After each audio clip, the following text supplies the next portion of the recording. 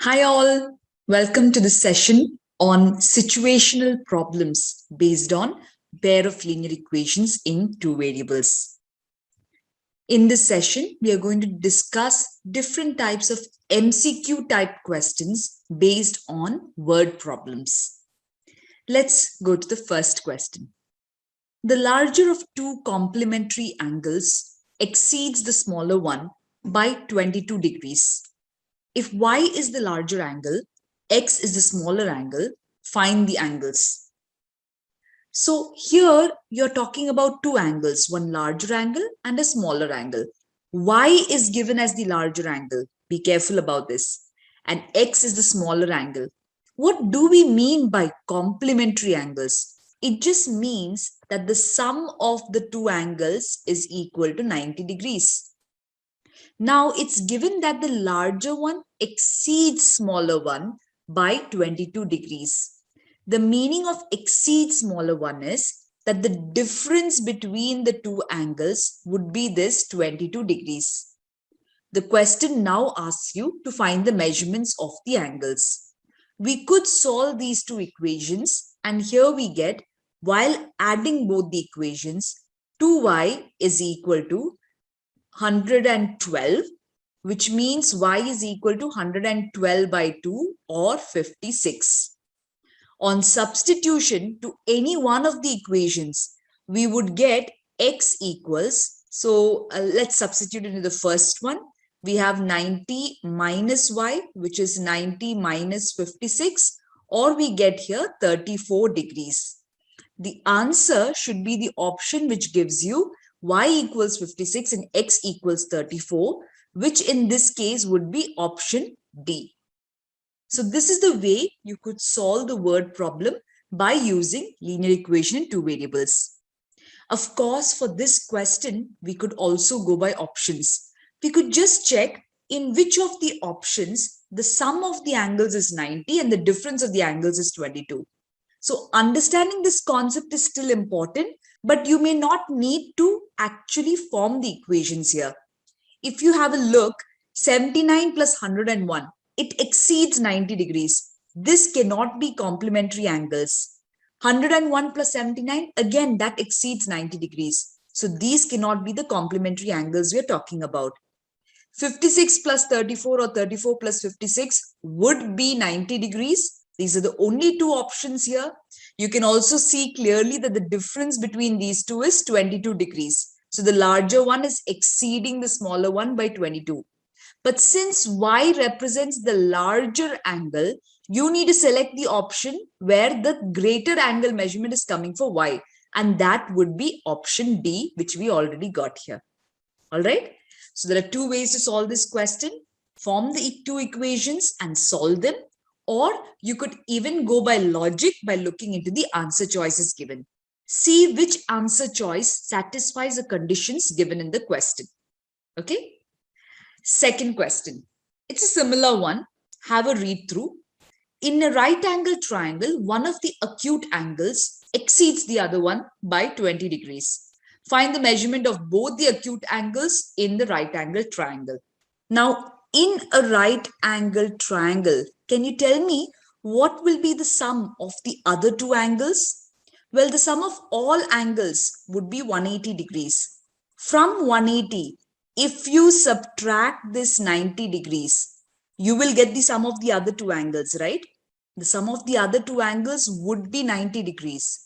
It means if I'm calling these angles x and y, x plus y should be 90 degrees. They must be complementary. And it's also given one of the acute angles exceeds other by 20. So x minus y has to be equal to 20 degrees. Now, if you are answering this by looking at the answer choices first, you can eliminate few options. If you see option A, 45 degrees, 55 degrees. What is the difference between 45 and 55? It's only 10 degrees. Hence, it is not satisfying the condition that one of the acute angles exceeds other by 20. Not only that, 45 plus 55 is not equal to 90. It is 100. So this will not be our answer choice. Look at the second one. 55, 35. 55 plus 35 happens to be 90 degrees. It is satisfying this condition. And 55 minus 35, the difference is 20 degrees. So this could be an answer. The next one says 100 degrees and 80 degrees. What's the sum of 180? It's 180. That means that these could not be the answer. You have over here the difference is 20 degrees, but we know that the sum must only be 90 degrees. So this cannot be the answer choice. Since you have a none of the above option, it might be a little wise to actually solve and verify whether the answer which you're going to get is the same or not. So when you are solving for these two, add both the equations, you get 2x is equal to 110, which means that x is 110 divided by 2 or 55 degrees. Hence, we are sure that one of the angles has to be 55.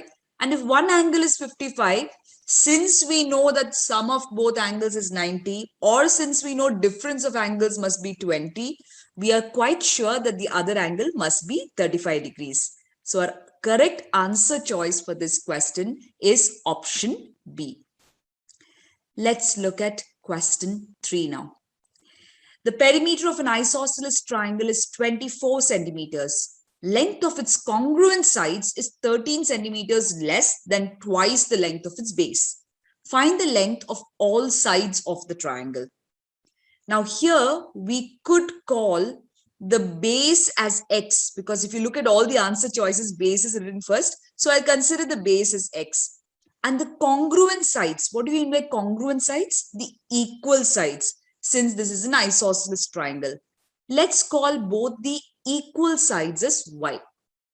Now the condition tells that perimeter is 24, or x plus 2y must be equal to 24. What about the length of congruent sides? The length of congruent sides, that is this y is equal to 13 less than twice of length of base. So it is twice of length of base minus 13. 13 less than twice the length of the base. All right. Now, once we get this and we want to find the length of all sides of the triangle, let us maybe try substituting this into the first equation. So we are getting x plus 2 times this 2x minus 13 is equal to 24. Or we have x plus 4x minus 26 equals 24. 5x is equal to 24 plus 26, which is 50. So x we get as 50 divided by 5, which is 10 centimeters.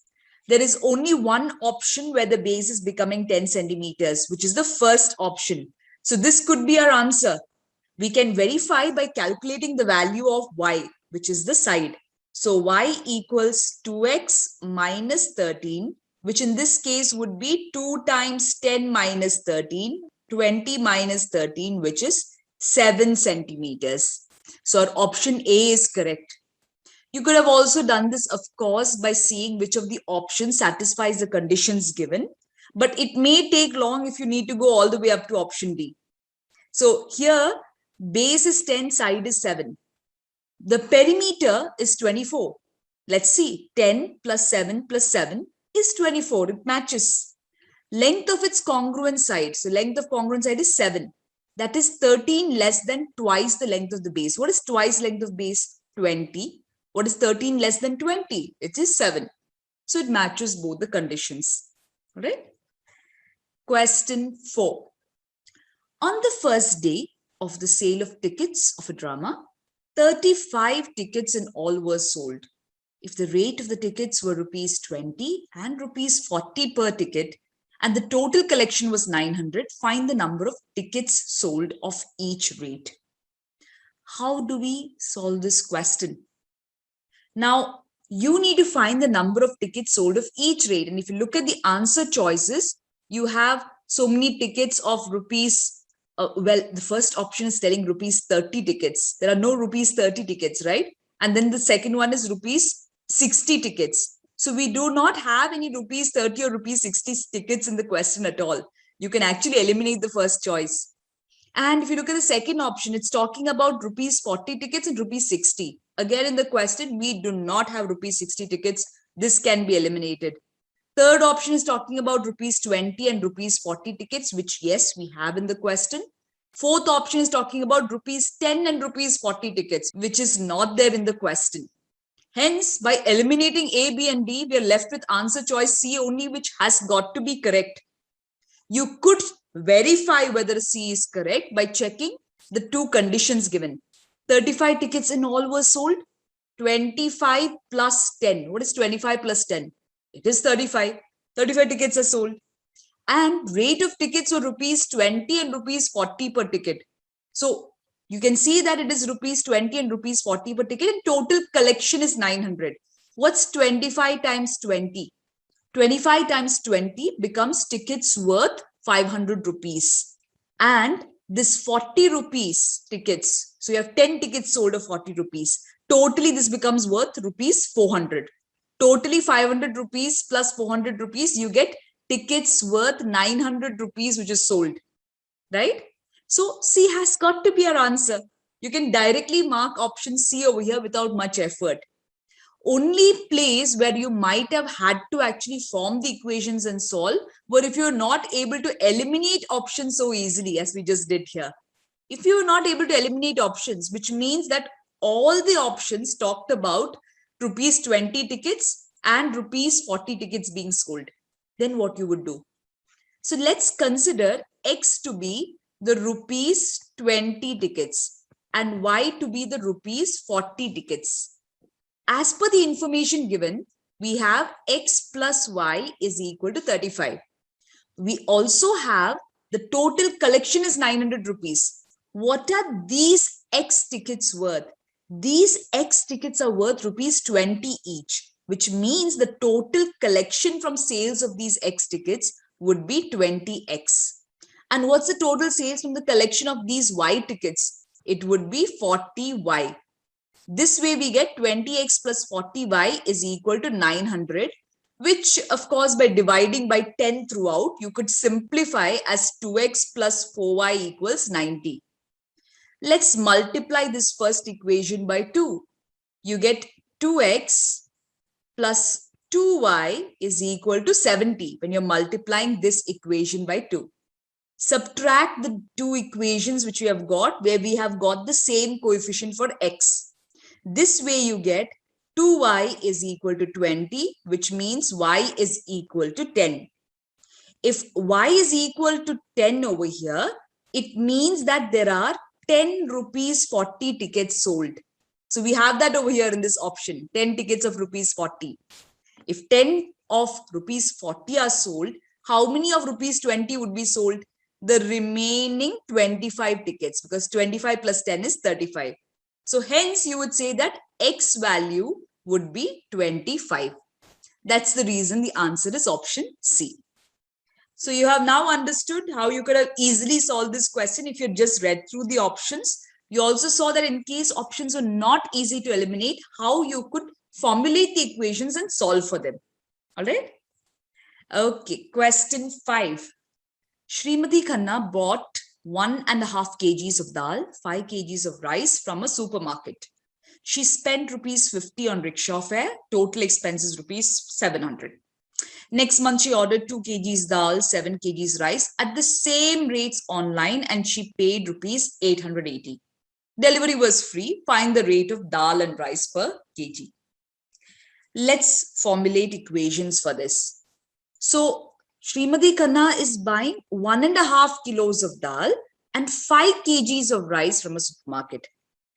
Now, if I'm considering the rate of dal as X and rate of rice as Y, you should always look at the final question to see the which order that's being asked. So X we will take as rate of dal and Y will take as rate of rice, and all options, the first whatever option is mentioned, that would be the rate of dal. The second number would be the rate of rice. Okay, let's formulate our equations here. So 1.5 kgs of dal, 5 kgs of rice was bought from a supermarket. So what will be a total expense for dal? It would be 1.5x. Total expense for rice, it will be 5y. This, along with another 50 rupees she spent. She spent another 50 rupees. This total spend is 700 rupees. And if you look at the next month, she ordered 2 kgs dal, which means her spend on dal is 2x, right? 2 kilos, and then x per kilo is the rate over here. Plus 7y. 7 is the weight of rice that she's purchasing, and y is the rate of rice per kg. So total expense is 7y. Is she paying anything for delivery over here? No, there's no delivery charge. It's free. So total expense over here is 880. Now let's see how we could solve these equations. Well, the first equation says 1.5x plus 5y plus 50 equals 700. Let us move this 50 to the right side. You get 1.5x plus 5y is equal to 650. If we are using elimination method, let's try and eliminate y over here. So here we can multiply the second equation with 7 and the first one with 5. You would get 10x plus 35y is equal to, this would be 4,400. And in the second case, when you multiply by 7, you will get, this will be 0.5, 10.5x plus 35y is equal to, this will be 7 5s are 35, 7 6 42, 40, 44, 45, right? Okay.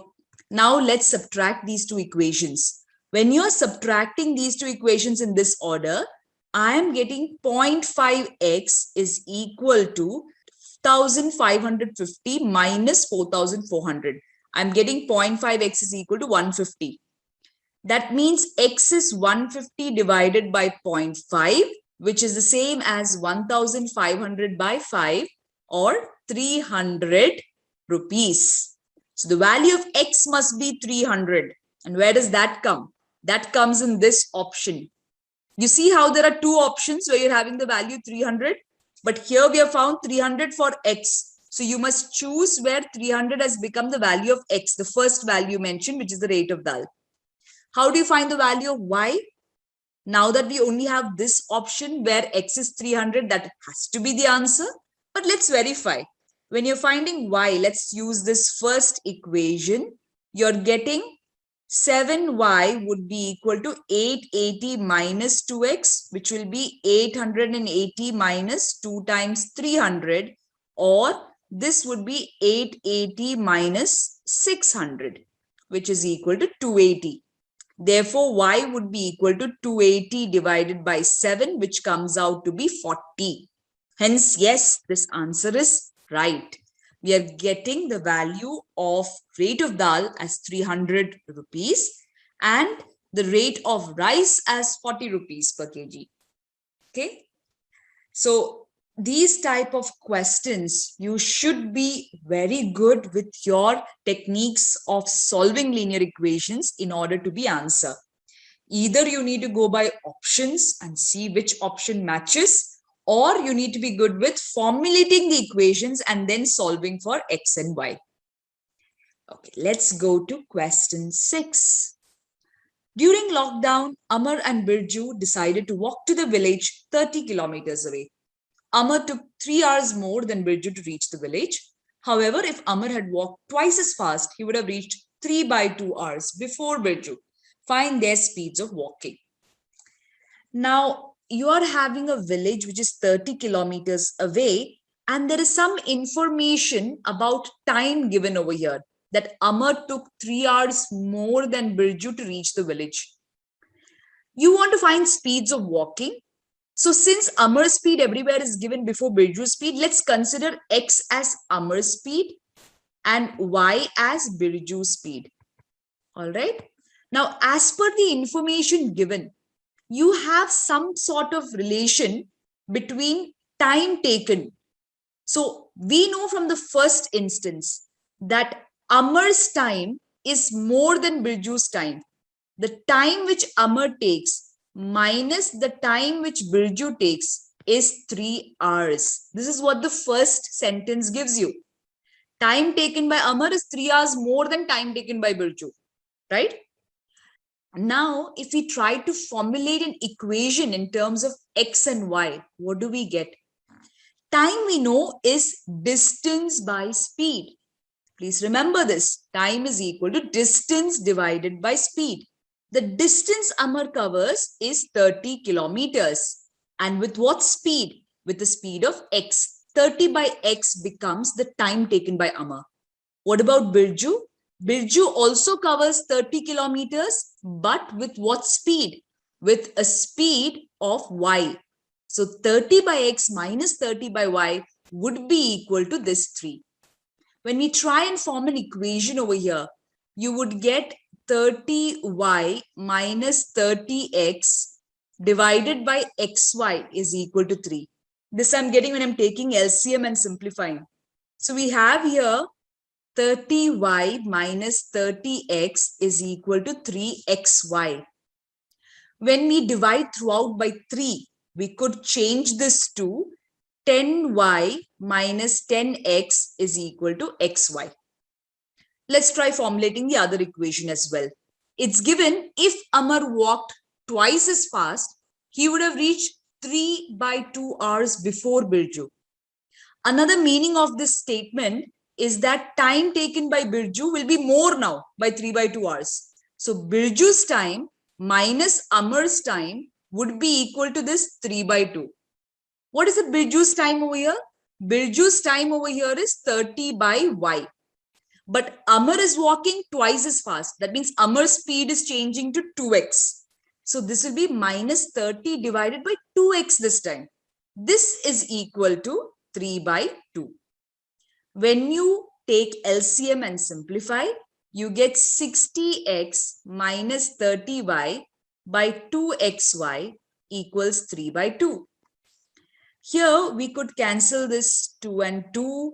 You will get 60x minus 30y equals 3xy, which is also the same as 20x minus 10y equals xy. Okay. Now, considering this as one equation and this as the other one. So, if this is first equation, this is second one. Let us look at ways of solving this. Let me add both the equations up. Okay. You're doing 1 plus 2. What happens then? Here you have a 10y. Here you have a minus 10y.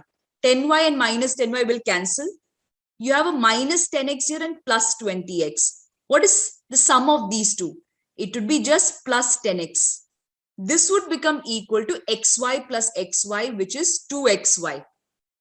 Here, x would cancel on both sides. You will get y is equal to 10 by 2, which is 5.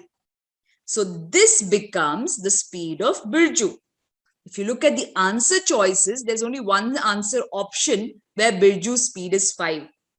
So maybe that is the answer. Let's not be in a hurry and mark that off as the final answer because you're having a none of these option. Let's verify what is x value. Find out the value of x from any one equation. So let's try out this one. 10y minus 10x is equal to xy. So 10, let me substitute y. 10 into 5 minus 10x is equal to x into y, which is 5. You get 50 minus 10x is equal to 5x. This also means that 15x is equal to 50. X is equal to 50 divided by 15, which is 10 by 3. And hence, our value for Amar's speed becomes 10 by 3 kilometer per hour, which is also getting matched in this option. Our answer for this question becomes option B. Question 7. Question 7 says, a boat goes 24 kilometers upstream and 28 kilometers downstream in 6 hours. It goes 30 kilometers upstream and 21 kilometers downstream in 6 hours, 30 minutes. What is the speed of boat on still water? Now, here we need to use the logic of upstream speed and downstream speed. If I'm considering the speed of boat on still water as x, and if I consider the speed of water as y kilometer per hour, In that case, what is the upstream speed and downstream speed? The upstream speed would become x minus y kilometer per hour. The boat becomes slower by y kilometer per hour because of the resistance. It is going up the stream. So the stream is moving in the opposite direction of the boat. So there's a resistance there. When there's a resistance, speed gets reduced. And what about downstream speed? Downstream means what? The boat is going along with the stream, the same direction of the stream. So the overall speed would be x plus y. The stream is helping increase the speed of the boat. Now, in this case, how do we form our equations? The boat is going 24 kilometers upstream, 28 kilometers downstream in 6 hours. We are given information about total time. How do you get time? Time is equal to distance divided by speed. So the upstream time would be 24 by x minus y. This plus the downstream time, which is 28 by x plus y, would be equal to 6. Now, in order to solve this, we could replace 1 by x minus y with a and 1 by x plus y with b. We get here 24a plus 28b is equal to 6. You can maybe further reduce this by dividing throughout by 2, as 12a plus 14b is equal to 3. Okay, let's look at the other equation. In the next one, 30 kilometers upstream. What is the time taken to travel 30 kilometers upstream? It will be 30 by x minus y. This plus the time taken to go downstream, which is 21 by x plus y. This is equal to 6.5 hours, 6.5 hours. When I write this as a fraction, you would get 13 by 2. So 13 by 2 is going to be 6 hours and 30 minutes. Now, we could again write this as 30a plus 21b is equal to 13 by 2. If you want, you can multiply this throughout by 2 over here to make this simple. So when I multiply throughout by 2, you get 60a. So 2 into 30, 60 plus 42b is equal to 13. 13 by 2 into 2 would be 13. Now, let's call this equation 1 and this equation 2. How could you solve further? Let's multiply this equation 1 with 5. When you're multiplying this one with 5, you get 60a plus 70b is equal to 15. Let's subtract these two equations. On subtraction, you would obtain over here 28b is equal to 2. If 28b is equal to 2, what is b? B is 2 by 28, which is 1 by 14. Let's substitute this value 1 by 14 in one of the equations. You can see over here, it's quite convenient to substitute b equals 1 by 14 in this one. So I get 12a plus 14b. B is how much? 1 by 14 is equal to 3. This means that 12a plus 1 is 3. 12a is equal to 2. A is equal to 2 by 12, which is the same as 1 by 6. Now, what is the meaning of this? If b is 1 by 14 and a is 1 by 6. See, a we have taken as the reciprocal of x minus y, and b we have taken as the reciprocal of x plus y. That means that x plus y is this number 14 and x minus y is this number 6 over here.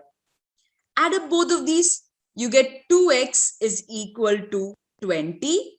X is equal to 20 by 2, which is 10 kilometers per hour. That's it, that's required. We don't have to find the value of the speed of the stream, which is the value of y. All you require is x, which is the value of speed of boat on still water. And that we are getting here as 10 kilometers per hour. Our answer for this question is 10 kilometer per hour. So that's it for this session. What have we done in this session? In this session, we have seen few MCQ type questions based on word problems. Word problems is a very extensive topic, everyone. You actually require a lot of practice in order to know how to formulate the equations. But what we have seen in the previous examples is that when it comes to MCQ questions, as long as you comprehend the meaning of the question, even if you're not forming equations and solving them, you can always go by answer choices and see which answer choice matches the conditions which is given in the question. That is one way you can answer MCQ questions based on word problems. Okay. So thank you so much for watching this video. I will see you in the next lesson. Bye-bye.